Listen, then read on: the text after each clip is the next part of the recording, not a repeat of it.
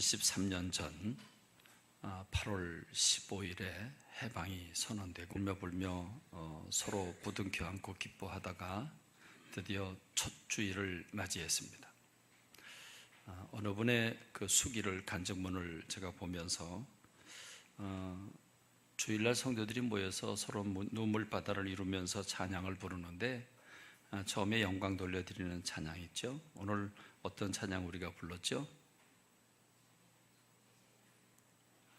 이제는 성가대가 부른 거고 주 예수 이름 높이어 다 찬양하여라. 금면류관을 들여서 만유의 주 찬양, 이 찬송 드렸죠. 그런데 이 8월 15일이 지난 그 첫 주에 교회에서 이 찬송을 부르고 또 부르고 부르고 또 부르고 목 놓아 불렀답니다. 왜 그랬냐면 여러분, 일제 36년 동안에 일본 사람들은 전국에 있는 모든 교회들 예배를 다 참여했습니다. 예배를 참여하고 그들은 일일이 간섭을 했습니다. 설교에 예수 그리스도의 재림을 비롯해가지고 국가에 관한 설교라든지 그들은 설교를 다 늘 들으면서 그 설교를 제지했습니다. 그래서 설교를 못하게 하거나 이렇게 됩니다. 그런 가운데 특별히 이 주 예수 이름 높이어 다 찬양하여라, 금면류관을 들여서 만유의 주 찬양, 그럴 때 일본 천황이 있는데 무슨 만유의 주가 어디 또 있냐, 그래서 이 찬송을 못 부르게 했답니다. 그래서 해방을 받은 그 주일에 그들은 이 찬송을 마음껏 목 놓아 불렀다고 하는 참 가슴 아픈 그런 역사가 73년 전입니다. 이제 우린 73년 전에 36년 동안 일본 사람들에게 압제를 받고 해방받은 그 기쁨을 이제 우리는 73년이나 지났으니 이젠 가물가물할 정도가 아니라 이제 생각도 못합니다. 이제 우리는 8월 15일 그러면 휴가 끝물이죠. 그렇죠? 8월 15일 지나가면 이제 휴가가 끝나는 거예요. 그러니까 휴가의 마지막 텀이다. 그래서 8월 15일은 또 노는 날이니까 가족들이 다 함께 모이자. 그래서 각각 가정별로 모임을 가졌다가 8월 15일에는 다 함께 모이는 이런 스타일로 8월 15일을 지냅니다. 그러니까 8월 15일 그러면 광복절이 생각나는 게 아니라 가족 모임이 생각나고 휴가가 생각나는 게 오늘 우리들의 문화라고 하면 조금 애석한 형편이 됐다고 봅니다. 인간은 구속받고 살지 못합니다. 미국 오클라호마 대학의 한 연구팀이 한 가지 실험을 했습니다. 15살 된 침팬지에게 단어를 가르쳤습니다. 단어를 가르치는 방법을 그 사인 랭귀지라고 그러는데, 사인을 줘서 단어 하나가 무슨 뜻을 의미하는지를 가르쳤습니다. 어쨌든 침팬지도 영장류니까 단어 140개를 가르치는데 수년 걸리겠죠. 이 수년 동안 맛있는 음식과 편안한 환경을 만들어주고 140개 단어를 사인 랭귀지로 매일매일 가르쳤습니다. 그 단어의 뜻을 가르쳐 줬습니다. 그리고 이 바슈라고 하는 이 15살 난 침팬지가 드디어 수년간의 과정을 거쳐서 이 단어를 다 하나하나 개별적인 뜻을 캐치를 했을 때, 그때 한 가지 실험을 하게 됩니다. 그 실험은 이 140개의 단어를 연결해서 문장을 만들 수 있는가, 그걸 연구를 한 겁니다. 그런데요, 단어집이 있죠. 단어장이 있으면 그 단어장들 140장이 있는데 그 140장을 흩어놓고 하나로 연결시키는 작업을 하는 훈련을 계속해서 했습니다. 그랬더니요, 여러분 놀라지 마십시오. 이 침팬지가 맨 처음 만들어낸 문장이 뭔지 아십니까? Let me go입니다. Let me go. 나로 하여금 가게 해달라. 나로 하여금 가게 해달라. 이거 우리말로 표현하면 자유를 달라, 그 말이죠. 맛있는 거 먹는 것도 좋고 다 좋은데 나로 하여금 풀어놔줘라, 풀어달라. 진짜인지 잘 모르겠어요. 실제로 연구한 거라고 하니까 그냥 그런 줄로 아는데 맞죠? 뭐. 여러분 그렇죠? 동물들도 자유를 근본적으로 가지고 있습니다. 본질적으로 동물들도 구속되는 걸 원치 않습니다. 묶어놓는 걸 누가 좋아하겠습니까? 싫어하죠. 얼마 전에 뉴스를 봤습니다. 이 초복대 뉴스를 보니까 상여를 메고 그 퍼포먼스를 하는 게 보였는데 저게 뭘까 그랬더니 개 장례식을 치러주는 겁니다. 개라고 그러면 또 그들이 화낼 텐데 이 동물 애호가들이 초복대가 되면 많은 개가 또 식용으로 또 보신탕거리가 되니까 그거 하지 말라고. 지금 야만인처럼 반려동물인데 이게 뭐 하는 짓이냐고, 이런 미개한 짓 하지 말라고. 그래서 개 장례식을 치러주는 퍼포먼스를 이제 이 상여를 메고 가면서 하는 겁니다. 근데 저는 이상하게 그걸 딱 이렇게 보면서 갑자기 이렇게 오버럽 되는 거예요. 이런 생각을 했어요. 그럼 저 동물 애호가들은 정말 동물을 사랑하고 있는 건가? 정말 사랑하고 있을까? 그러면 저 동물 애호가들의 사랑을 받고 있는 동물들은 정말 행복해 할까? 좀 그런 생각을 해봤습니다. 강아지들이 그 강아지들 주인이 그 입혀주는 강아지들 그 옷을 정말 좋아할까? 강아지들이 짖으면 위층 아래층 요즘 아파트에서 못 키우게 돼 있잖아요. 그러니까 시끄러우니까 목소리를 내지 못하도록 수술을 해줍니다. 뭐 사실 목다는 거죠. 그리고 여러분 저 강아지가, 저는 가끔 우리 교우들입니다. 우리 교우들 이렇게 가정에 가보면 강아지가 이렇게 그 아파트 바닥을 이렇게 걸어가는데 제가 볼 때는 제대로 못 걸어가요. 찍찍 밀리고 이리저리 밀리고 이래요.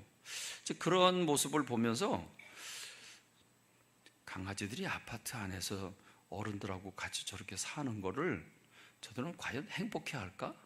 저 그런 생각을 해봤습니다.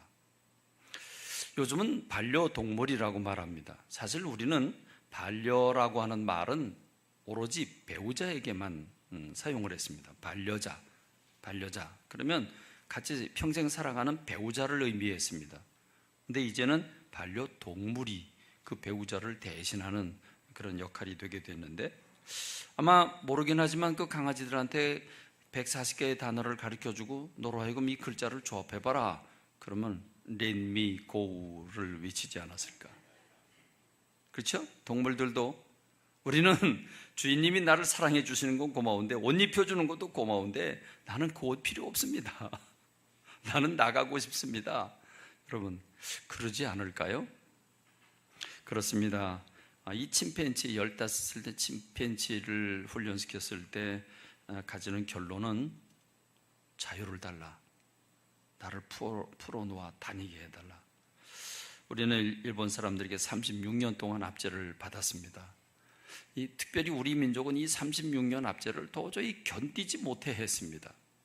왜 이렇게 견디지 못해 했을까? 우리 동영상 우리 짧게 하나 좀 한 3, 4분짜리 동영상 하나 보도록 하겠습니다.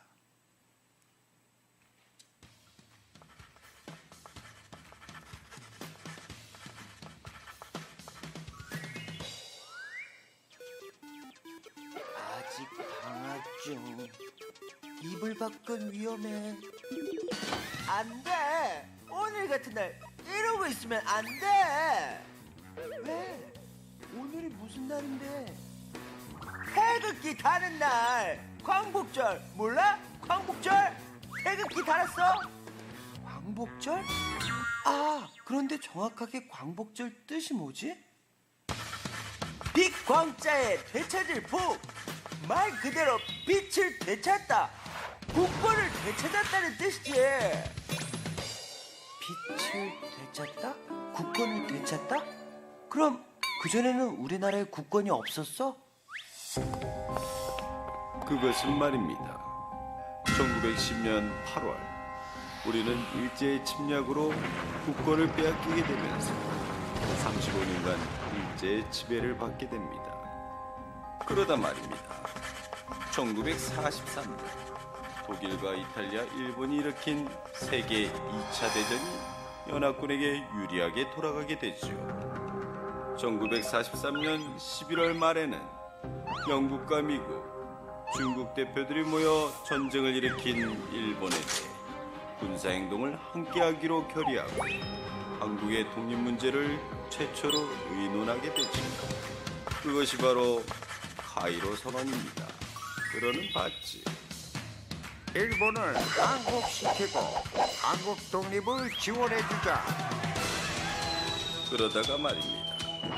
1945년 8월 15일 일본이 연합군에 항복을 하게 되고 우리는 드디어 일제의 식민지배에서 벗어나 국권을 되찾게 되죠. 그리고 3년 뒤 같은 날 8월 15일 대한민국 정부가 수립되는데요. 그날들을 기념하는 날이 바로 광복절입니다. 그럼 다른 나라에도 광복절이 있나? 광복절이 뭐지요? 광복절, 우리나라도 식민지 시절이 있었는데 식민지에서 벗어나 독립한 나라를 기념하는 독립기념일은 있지. 미국에도 독립기념일은 있지. 7월 4일. 독립기념일과 광복절은 어떻게 다르지? 아니야. 아니 말이야. 그런 것도 모르고 말이야. 그런 것도 모르면서 남자가 밖에 나가서 큰 소리 치지 말라고 했지 내가. 미국의 독립기념일은 영국의 지배로부터 자유를 얻고 독립을 한 축제의 날이지. 하지만 우리의 광복절은 조금 의미가 달라. 우리는 원래 대한제국이라는 주권국가였어. 하지만 일본에 의해 주권을 강탈당했고 35년간 독립을 이루고자 수많은 이들이 독립운동을 하면서 목숨을 잃었지.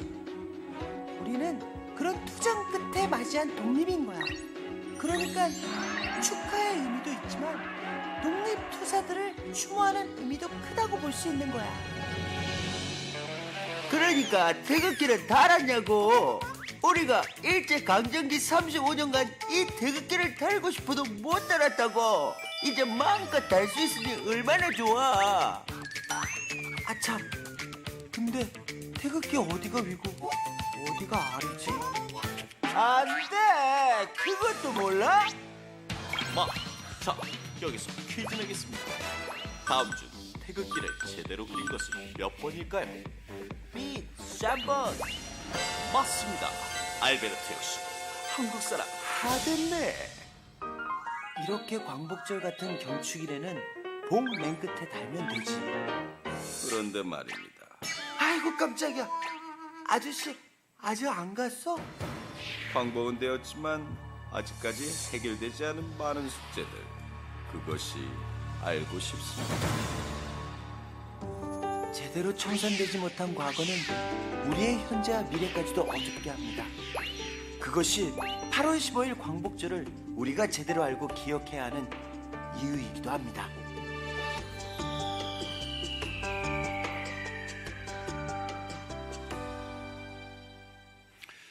우리나라는 36년간 일본 사람들의 압제를 받았습니다. 근데 이제 다른 나라 역사를 보면 스페인, 프랑스 또는 뭐 영국 이런 나라들에 의해서 인도, 필리핀 뭐 여러 나라들이 수백 년씩 압제를 받습니다. 그런데 그런 나라들이 그 압제하는 나라들에 대해서 항거를 하고 또 그 지도자들을 암살을 하고 하는 일들은 흔하지 않습니다. 유독 대한민국 사람들은 36년 역사로 따지면 아주 짧은 시간인데 이 짧은 시간도 견딜 수 없어서 독립운동을 일으키고 그리고 수많은 그런 그 암살 그런 일들이 일어나게 되죠. 의열단이라고 있는데요. 이 3.1 운동 1919년 3.1 운동이 있은 다음에 김원봉이라고 하는 사람을 주축으로 무장한 의열단이 이제 조직이 됩니다. 이들의 목표는 한마디로 말하면 일본의 지도자들을 암살하는 겁니다. 한국과 일본에 있는 지도자들을 암살하는 건데 영국의 SIS 그 극동지부에 그 1923년 8월 달에 보고서가 이제 공개가 됐는데 거기 보면 이 의열단 단원들이 2,000명이 있었다고 합니다. 이 2,000명은 실제로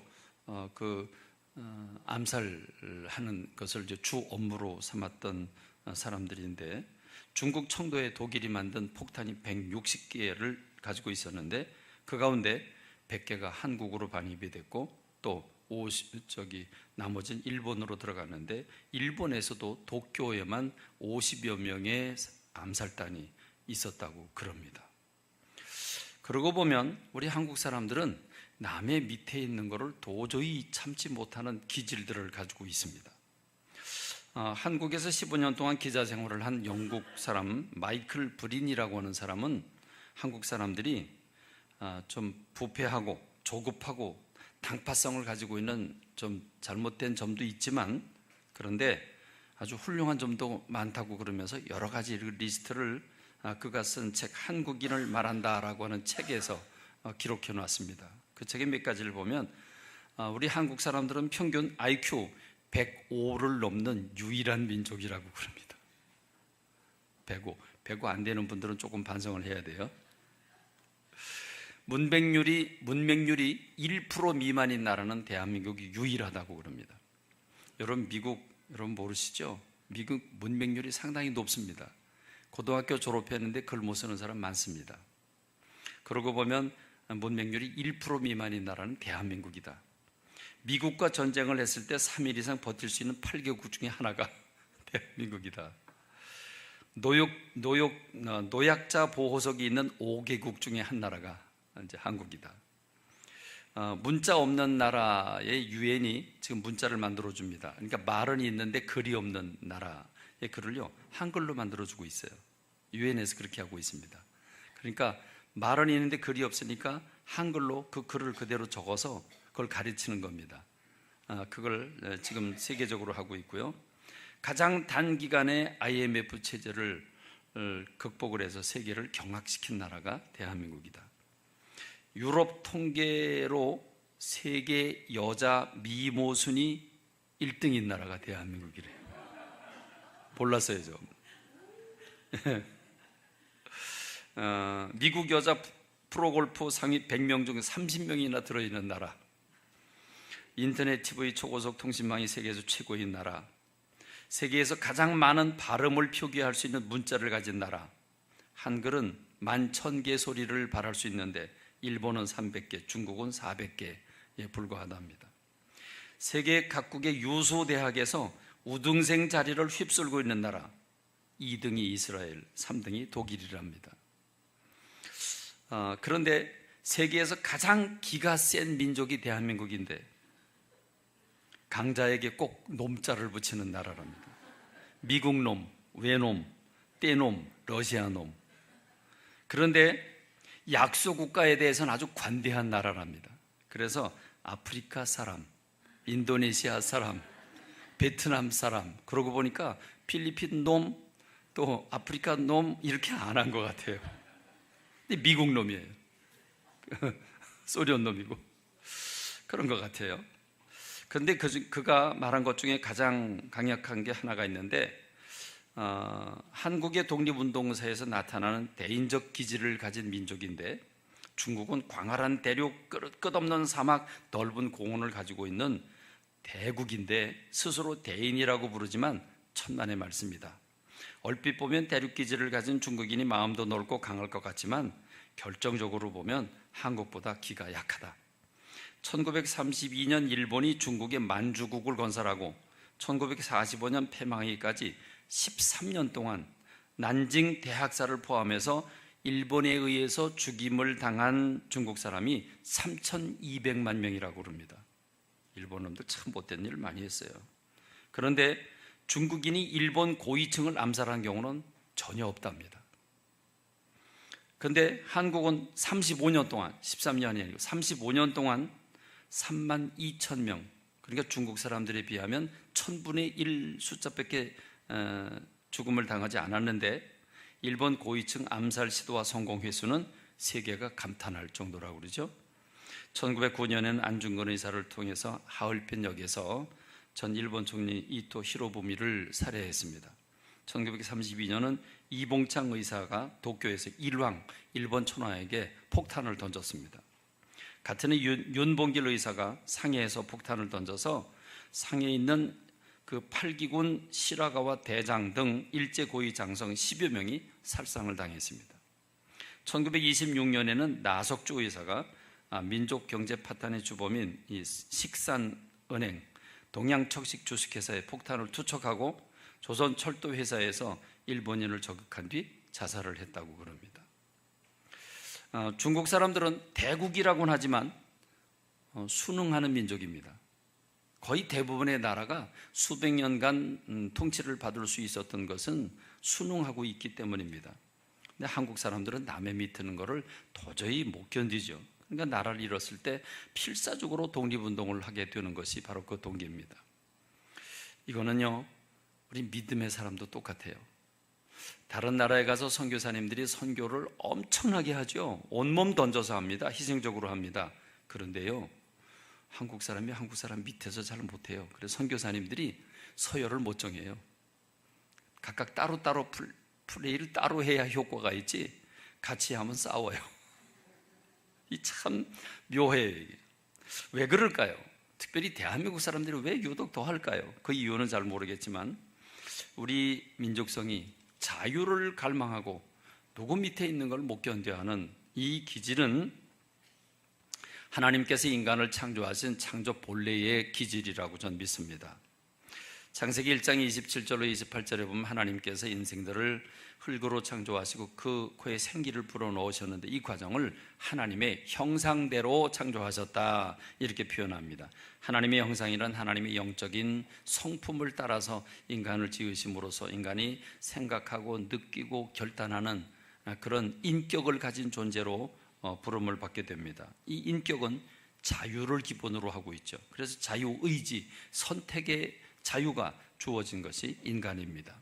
이 인간은 이렇게 인격적인 존재로 지음을 받았습니다. 하나님은 인간을 지으신 다음에 아담과 하와에게 이야기를 하시죠. 창세기 2장 15절로 16절에 보면 이 동산에 있는 모든 나무 열매를 다 먹어도 좋다. 그런데 주님이 이렇게 말씀을 하십니다. 동산 각종 나무 열매는 네가 임의로 먹어라. 임의로 먹다는 게 무슨 말이냐? 무슨 말입니까? 마음대로 먹어라. 너 먹고 싶은 대로 먹어라. 하나님은 식단을 정해주지 않으셨어요. 월요일 날은 뭐 먹고 화요일 날은 사과 먹고 수요일 날은 복숭아 먹고 이렇게 정해주지 않으셨어요. 하나님은 임의로 내 자유로 내가 먹고 싶은 거 먹어라 그랬습니다.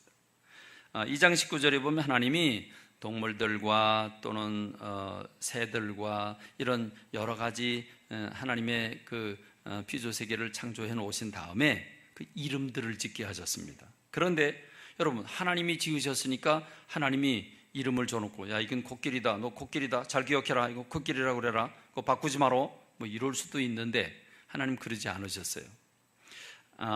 여호와 하나님이 흙으로 각종 들짐승과 공중의 각종 새를 지으시고 아담이 무엇이라고 부르나 보시려고 그것들을 그에게로 이끌어 가시니 아담이 각 생물을 부르는 것이 곧 그 이름이 되었더라. 재밌는 거는요, 하나님이 당신이 지으신 동물들 하나하나를 아담에게로 데리고 와요.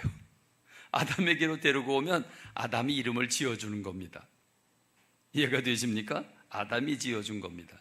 하나님은 이렇게 사람들을 자유의 존재로 지으시고 그 자유의 존재가 자유를 만끽하며 살아가도록 창조성을 가지도록 지은 것이 인생입니다. 그래서 인간은 본질적으로 자유를 갈망하고 있습니다. 그래서요, 젖먹이 아이들도요 꼭 일어나면 싫어해요. 그렇죠?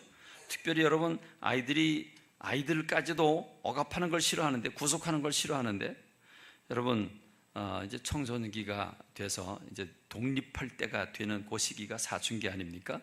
이 사춘기 때 몹시 몸살을 앓는 것도 결국은 자유를 위한, 독립을 위한 몸부림의 과정이라고 볼 수 있겠습니다.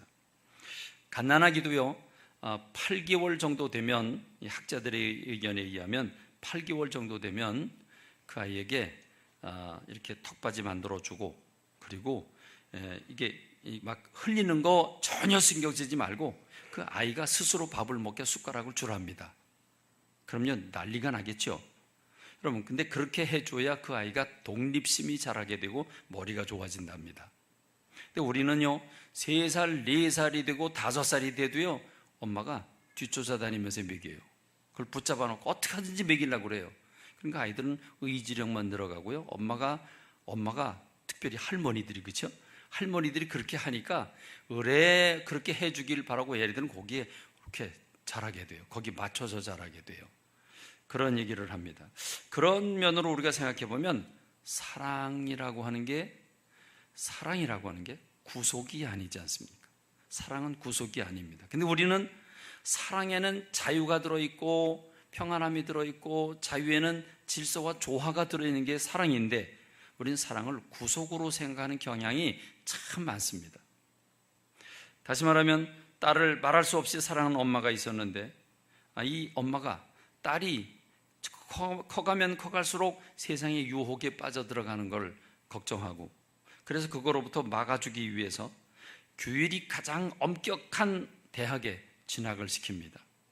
그래서 착한 딸은 어머니에게 효도하는 심정으로 그 대학을 들어가게 되고 대학을 졸업하고 초등학교 선생님이 됩니다.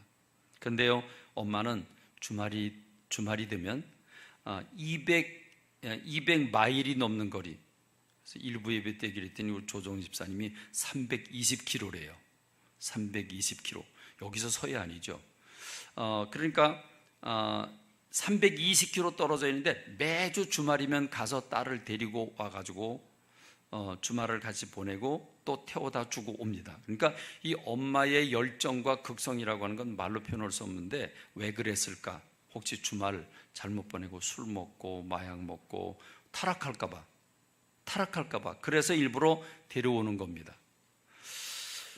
여러분, 그런데요, 엄마가 그렇게 딸을 애지중지하고 딸로 하여금 범죄하지 않게 하고 나쁜 길로 빠지지 않게 하려고 근심 걱정을 하고 그렇게 희생을 했는데 딸은 어땠을까요? 딸은 행복했을까요? 딸은요, 엄마의 간섭과 구속에 거의 정신이 돌 지경이 돼가지고 결국 엄마 품으로 도망을 갑니다. 그래서 알래스카로 도망을 갔답니다. 여러분, 이게 제임스 미케너라고 하는 사람이 쓴 실화 소설인데 실화를 바탕으로 쓴 소설입니다. 그 알래스카라고 하는 그 소설의 내용입니다. 근데 어쩌면 우리도 비슷하지 않나요? 우리도 비슷한 것 같아요. 특별히 요즘에 좀 회개를 많이 해야 될 게 있는데 아이들의 창의성을 길러주고 아이들이 잘하는 걸 발견하게 해서 그걸 해주고 그래야 되는데 엄마가 스케줄 탔잖아요. 그렇죠? 학교 갔다 오면 학원 가야 돼, 어디 가야 돼, 어디 가야 돼, 어디 가야 돼. 그래서 애들한테 전화 걸면요, 바쁘대요, 시간이 없대요. 참 심각한 문제가 아닐 수가 없습니다. 사랑은 구속이 아닙니다. 사랑은 그 아이가 자발적으로 자기가 선택을 해서 그 일을 잘할 수 있도록 배려하고 용기를 주고 희망을 주는 게 사랑이지, 내가 내 마음대로 내 방법으로 아이를 구속시키는 게 사랑이 아닌 줄로 믿습니다. 여러분, 그럼 무엇입니까? 우리 엄마들도, 아니 우리들 모두가 하나님이 주신 인격, 하나님이 주신 이 하나님의 성품, 이 하나님의 자유를 잘못 사용하고 있다는 겁니다. 자유는요, 선택하는 자유가 가장 소중하고 선택한 것을 존중해 주는 분이 하나님인데, 그런데 선택을 잘못하면 대가를 지불해야 합니다. 선택한다고 그래서 잘못 선택해놓고 그건 잘못 선택해서 없던 일로 이룰 수가 없다는 사실입니다.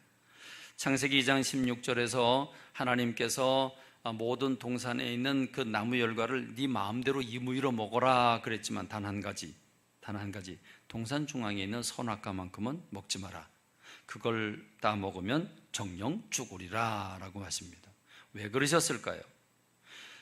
주님은 인간을 자유의 존재로 만들어 주셨습니다. 자유의 존재를 만들어 주시고, 자유는 선택을 할 수 있는 자유가 있지만 선택한 결과는 내가 책임져야 하는 것인데, 하나님께서 너에게 이 우주 만물을 다스리는 권세를 주셨고 너의 주인은 하나님이라고 하는 사실을 선악과를 통해서 선택을 잘해야 한다고 하는 사실을, 자유를 잘 선택해야 한다고 하는 사실을 우리에게 가르쳐 주신 것입니다. 그런데 여러분, 아담과 하와는 잘 아시는 대로 이 선악과를 따먹으면 하나님하고 똑같이 된다고 하는 마귀의 유혹에 넘어가서 그만 선악과를 따먹고 맙니다. 근데 여러분, 우리가 성경을 보면 선악과를 따먹는 순간 아담과 하와가 어떻게 변화됐습니까? 어떻게 변화됐습니까? 한마디로 말하면 기쁨을 잃어버렸습니다. 순간적으로 자유함을 잃어버렸습니다. 조금 전까지만 해도 꺼리낌이 없었고, 조금 전까지만 해도 화기애애하고 아주 전혀 꺼릴 것도 없는 그런 기쁨과 평화함이 그들 가운데 있었는데, 선악과를 따먹는 순간 그들은 수치심을 느끼고 부끄러움을 느끼고 사람들을 의식하고 도망가고 숨고 이런 존재로 바뀌어버리고 말았습니다. 여러분, 조금 전에 그 해맑은 얼굴은 사라져 버렸습니다.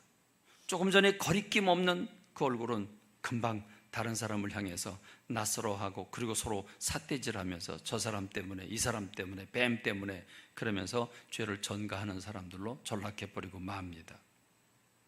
여러분, 죄고 욕심입니다. 이 자유를 잘못 선택하게 되는 건 욕심이고, 욕심은 죄를 낳습니다. 죄는 그 자유를 빼앗아갑니다. 그리고 행복을 빼앗아갑니다. 그렇습니다. 오늘 저와 여러분들의 삶의 문제가 무엇입니까? 오늘 우리의 문제, 부부의 문제는 무엇입니까? 다른 사람들과의 문제는 무엇입니까? 하나님께서 우리에게 주신 자유를 잘못 사용하고 있는데, 욕심이라고 하는 것 때문에 우린 죄를 짓게 되고 죄의 종이 돼서 기쁨을 누리지 못한다는 것입니다. 여러분, 오늘 본문의 말씀을 보면 예수님께서 의미 있는 얘기를 하십니다. 오늘 본문의 말씀 8장 31절에 보면, 그러므로 예수께서 자기를 믿은 유대인들에게 이르시되, 여러분 굉장히 재밌는 구절입니다. 의미가 있는 구절입니다. 자기를 믿은 유대인들은 많은 유대인들이 예수님을 믿지 않았습니다. 그런데 지금 예수님이 하신 말씀의 대상은, 지금 이 말씀을 하시는 분들은 누구냐 하면 예수님을 영접한 사람들, 예수님을 믿은 사람들. 이 믿은 사람들에게 예수님 뭐라고 그러시냐면, 너희가 내 말에 거하면 참으로 내 제자가 되고 진리를 알게 될 것이고, 진리를 알게 되면 진리가 너희를 자유롭게 할 거다 그랬습니다. 아멘? 아멘? 네, 그랬습니다. 그런데요, 그럼 아멘 그래야 되잖아요. 아멘 그래야 되는데 유대인들은 노멘 그럽니다. 뭐라고 그럽니까? 화를 폴컥 냅니다. 뭐라고 화를 내냐면, 우리가 아브라함의 자손이고 남의 종이 된 적이 없는데 어째서 우리에게 자유롭게 되리라고 하느냐, 이 얘기를 합니다. 여러분, 우리 한번 따져봅시다. 유대인들이 남의 종 된 적이 없습니까? 있죠. 자, 이집트에서 수백 년간 종살이 했습니다. 그 하나님께서 모세를 보내서 해방시켜 주셨습니다.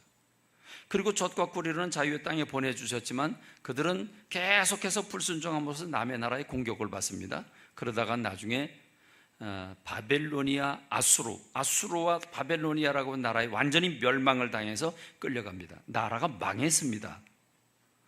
성은 다 깨어지고 성전은 불태워지고 다 끌려갔습니다.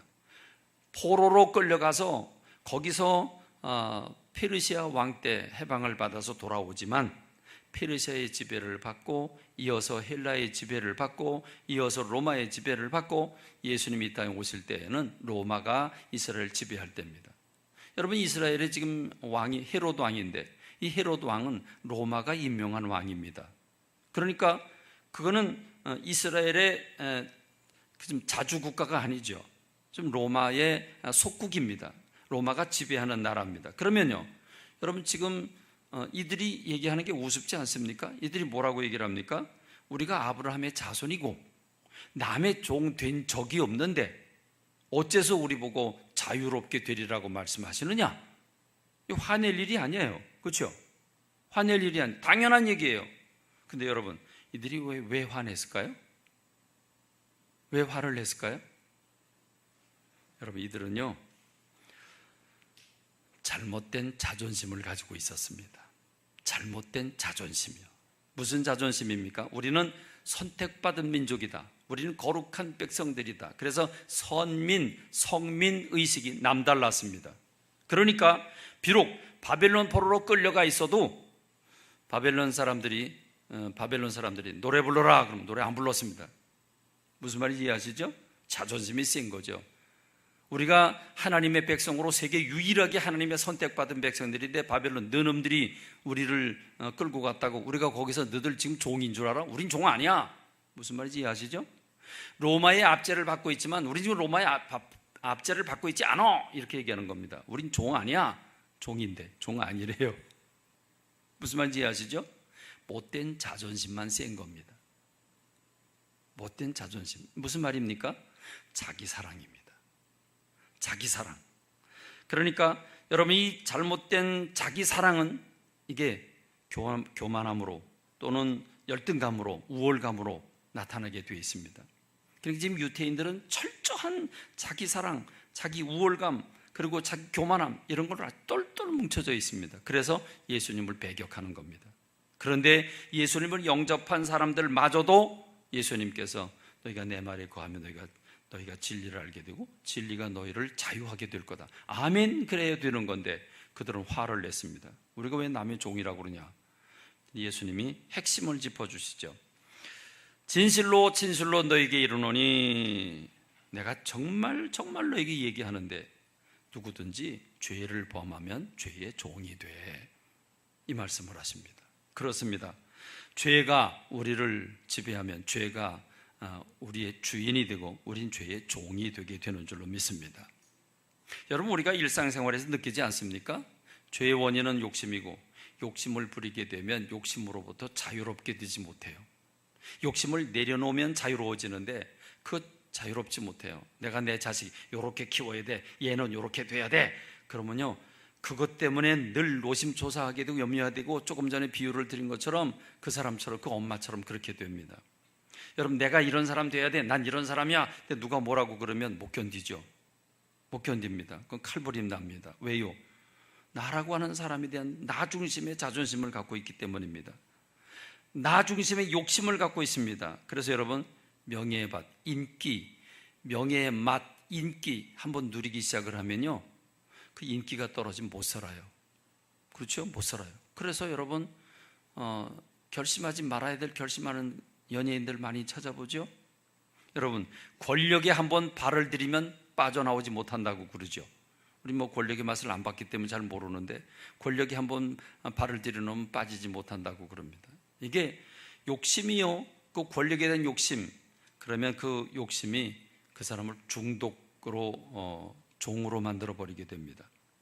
여러분 돈을 사랑하면, 술을 사랑하면, 도박을 사랑하면 결국 술이 좋아서 술을 먹다 보면 술이 나를 사로잡게 돼 있죠. 내가 재미있으려고 도박을 하는데 도박하다 보면 도박이 나를 포로로 사로잡게 되죠.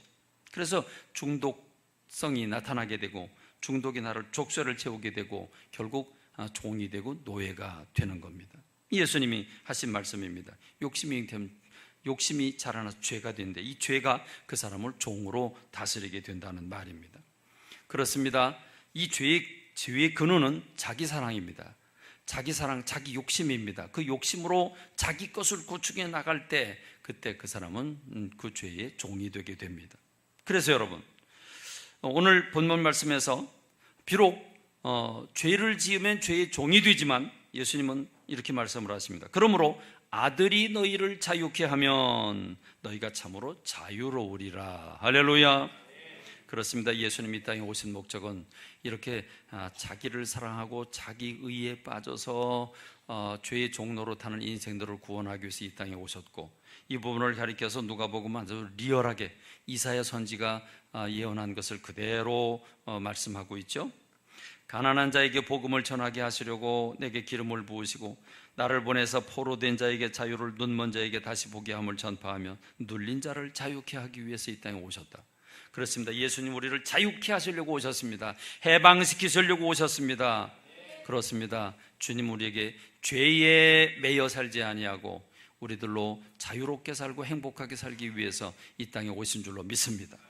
그래서 여러분 예수님은 예수님을 따르는 사람들에게 예수님은 주문하셨습니다. 마태복음 16장 24절에서 누구든지 나를 따르려거든 첫 번째로 자기를 부인하고 두 번째로 자기 십자가를 져야 된다. 여러분 자기를 부인한다는 게 뭐예요? 자기를 부인한다. 자기를 부인한다는 말은요 자기를 버린다는 거잖아요. 그래서 여러분 정말 자유로우려면 어떻게 해야 돼요? 정말 자유로우려면 내려놓으면 돼요. 그렇죠? 우리가 자식들에 대한 꿈 못 내려놔요. 남편이 이렇게 돼야 된다, 내 아내가 이런 사람 돼야 된다, 그거 절대로 못 내려놔요. 내가 그린 그림대로 채워져야 돼요. 그래서 계속 찔러대는 거죠. 바가지 긁는 거고. 그렇죠? 그러니까 우린 구속당하는 거예요. 근데 내려놔야 돼요. 있는 그 자체를 사랑해 주면 되는데, 그렇죠? 있는 그 자체를 예뻐하고 있는 자체를 감사하면 되는데, 욕심 때문에 내려놓지를 못하게 되고, 내려놓지를 못하니까 짜증내고, 짜증내니까 누가 좋아합니까? 서로 싸우게 되고 다투게 돼 있는 겁니다. 그래서 여러분, 자기를 부인하고 자기 십자가를 져야 된다. 두 가지 의미입니다. 자기를 부인한다는 것은 내려놓고 비우고 포기하는 겁니다.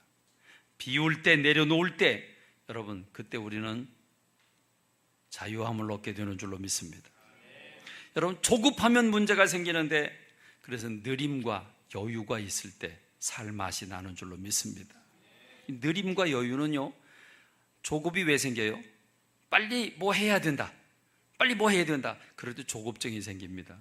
그런데 잃어버려도 괜찮다라고 포기를 하면 느림이 되고 여유가 되는 줄로 믿습니다. 그렇습니다. 내려놔야 됩니다. 베드로전서 5장 7절에 보니까 너희 염려를 다 주께 맡겨라, 이는 그가 너희를 돌보심이라 그랬습니다. 빌립보서 4장 6절에 아무것도 염려하지 말고 다만 모든 일에 기도와 간구로 너희 구할 것을 감사함으로 하나님께 아뢰라 그랬습니다. 그럼 여러분, 또 하나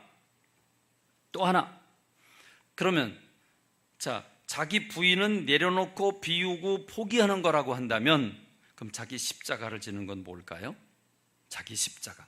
자기를 부인하고 자기 십자가를 져라. 십자가를 지는 것은 다른 말을 말하면, 자기를 버렸으면, 우리는 모두 모든 죄의 근원이 자기를 붙잡고 자기 중심으로 살아갈 때 죄가 되는 거고, 그 욕심 때문에 그 죄의 종이 되는 건데, 자기를 부인해요, 자기를 내려놔요, 비우고 포기를 해요. 그럼 아무것도 없죠. 그럼 어떻게 살아야 됩니까? 이제는 다른 사람을 위해 살라는 겁니다. 십자가는 누구를 위해 지는 겁니까? 자기를 위해 지는 게 아니라 다른 사람을 위해서 집니다. 그러니까 나는 왜 존재합니까? 굉장히 어려운데 내 아내를 위해서 존재합니다. 제가 이 얘기하면서 상당히 마음이 찔리거든요. 여러분, 나는 왜 존재합니까? 내 남편을 위해서 존재합니다. 왜 황혼 이혼이 왜 생겨요? 죽어도 못 버리는 거예요. 죽어도 못 버리는 거예요. 그렇습니다. 자기 십자가는 무엇입니까? 용서하는 겁니다. 용납하는 겁니다. 관용하는 겁니다. 배려하는 겁니다. 존중하는 겁니다. 따뜻하게 대하는 겁니다. 근데 우리는 나이가 들면 들수록 고집스러워져요. 나이가 들면 들수록 주장해요. 나이가 들면 들수록 인정받으려고 그래요. 철이 안 들어요. 철이 좀 철이 들어야 되는데, 자기를 부인하고 자기 십자가를 져라. 이게 너희 관용을 모든 사람에게 알게 하라. 주께서 가까우시니라. 자기를 부인하면 자유함이 오고, 그리고 내가 다른 사람을 용서하고 용납하면 상대방이 좋은 줄 아십니까? 내가 좋아집니다. 내가 여유 있어지고요, 내가 감동스러워지고요, 내가 감격적으로 들어가게 됩니다. 그러니까 내가 자유함을 얻고 감사하고 감동하고 감격스러워지는 것은 자기를 부인하고 자기 십자가를 질 때, 내가 나를 내려놓고 내 꿈을 내려놓고 내 욕심을 내려놓고 상대방을 위해서 섬기고 그리고 용서하고 용납하고 끌어안을 때, 따뜻하게 대하고 존중하고 배려할 때, 비로소 그때 우리는 자유함을 누리고 기쁨을 누리고 행복을 누리게 되는 줄로 믿습니다. 할렐루야, 할렐루야. 그래서 주님이 이렇게 얘기를 하시죠. 수고하고 무거운 짐진 자들아. 왜 수고를 해요? 왜 힘들어요? 내 걸 붙잡고 있고 이걸 안 떨기려고 하고 더 크게 가지려고 하니까 힘들잖아요. 그러니까 수고하고 무거운 짐진 자들아, 내게로 오라. 내가 너희를 쉬게 하리라. 주님의 비법은 무엇입니까? 나는 마음이 온유하고 겸손하니 나의 멍에를 메고 내게 배워라. 그러면 너희 마음이 쉼을 얻으리니 이는 내 멍에는 쉽고 내 짐은 가벼움이라 그랬습니다. 그렇습니다. 우리가 주님 앞에 엎드려야 합니다. 일본에는 원자폭탄이 떨어져서 항복을 했습니다. 그래서 우리가 자유함을 얻게 됐습니다. 그런데 여러분, 영적 해방과 자유는 예수 그리스도를 모시고 주님이 주신 힘으로 나를 내려놓고 나를 부인하고 주님이 주신 힘으로 성령님의 도우심으로 내가 용서와 용납하는 마음을 품고 그 말씀대로 실천하게 될 때 비로소 우리가 자유함을 얻게 되는 줄로 믿습니다. 그래서 너희가 그리스도 안에서 무슨 권면이나 사랑의 무슨 위로나 성령의 무슨 교제나 긍휼이나 자비가 있으려고 하거든 너희 안에 이 마음을 품으라. 곧 그리스도 예수의 마음이니. 예수님이 하신 게 무엇입니까? 하나님과 동등됨, 하나님과 본체이시지만 다 내려놓고 비워놓고 버리고 그리고 십자가를 지셨습니다. 예수님은 당신은 안 하면서, 오늘 우리 목회자들처럼 말이죠, 당신은 안 하면서 다른 사람 보고 하라고 하신 분이 아니었습니다. 자기를 부인하고 자기 십자가를 지라고 하신 분, 그분이 예수님이 자기를 부인하셨습니다. 하나님과 동등됨을 취하지 아니하시고 다 내려놓으셨습니다. 그리고 십자가 지셨습니다. 그렇습니다. 오늘 우리가 이렇게 살아갈 때 비로소 우린 진정한 행복을 얻게 되는 줄로 믿습니다. 움켜쥐므로서가 아니라 소유함으로서가 아니라 내려놓고 용서하고 용납하고 배려하고 존중할 때 행복이 오는 줄로 믿습니다. 이제 더 이상 우리는 정치적 군사적 억압은 일본 사람들에게서 받지 않습니다. 그러나 이젠 우리가 우리를 가두고 있는 이 중독의 세력들, 다시 말하면 돈, 쾌락, 젊은이들에게는 스마트폰, 미디어 또는 맛과 멋, 이런 것들이 우리를 부자유하게 하는 줄로 믿습니다. 오늘 우리 민족이 73년 전에 일본 사람들로부터 해방받은 것을 생각하면서 저와 여러분들이 더 이상 죄와 욕심의 노예가 되지 아니하고 자유와 기쁨과 행복을 누리고 살아가는 제가 되고 여러분들이 되시길 주님의 이름으로 축원합니다.